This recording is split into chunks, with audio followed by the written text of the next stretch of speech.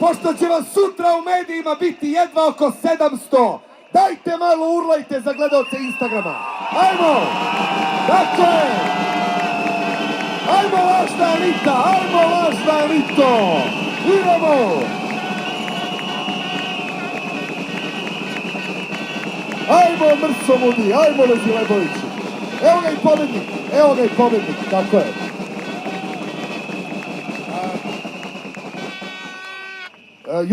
Juče sam dobio vrlo interesantan telefonski poziv sa unknown numbera.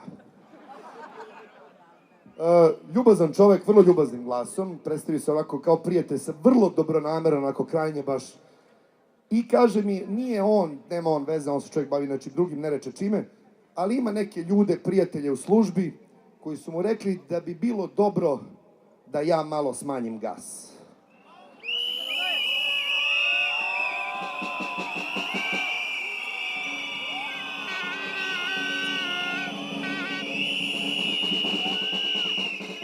Ja sam mu rekao, prijatelju, vidi ovako, ja iskreno, znači, verujem u tvoje dobre namere, hvala ti što si me zvao, hvala ti što si sakrio broj.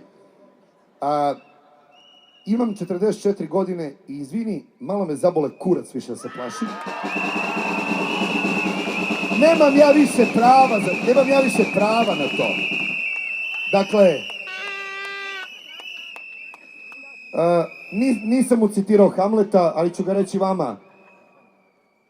Ne možete mi ništa uzeti što vam ja drage volje ne bih ustupio, osim moje glave, osim moje glave, osim moje glave.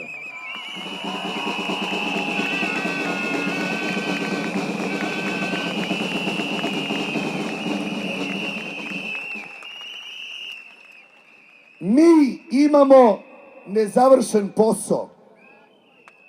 Počeli smo da čistimo kuću pre 17 godina. Nismo očistili celu gajbu.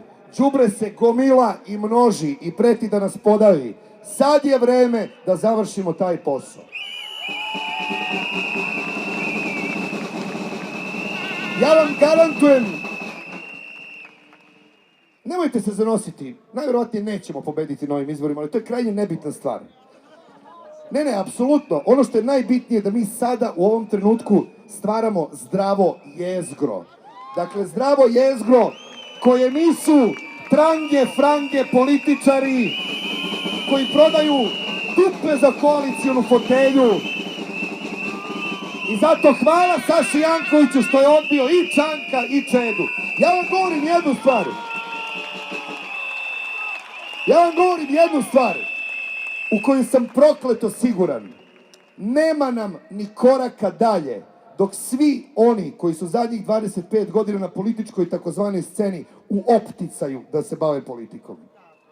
A mi danas imamo saradnike Slobodana Miloševića na vlasti. Njegovi najveštiji đaci su i dalje na vlasti. Jedini je problem, ne mogu da verujem da ću ovo izgovoriti, za njih je Slobodan Milošević gospodin čovek.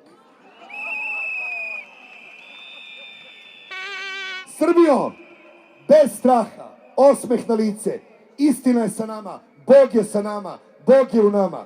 2. aprila, Saša Janković, broj 1!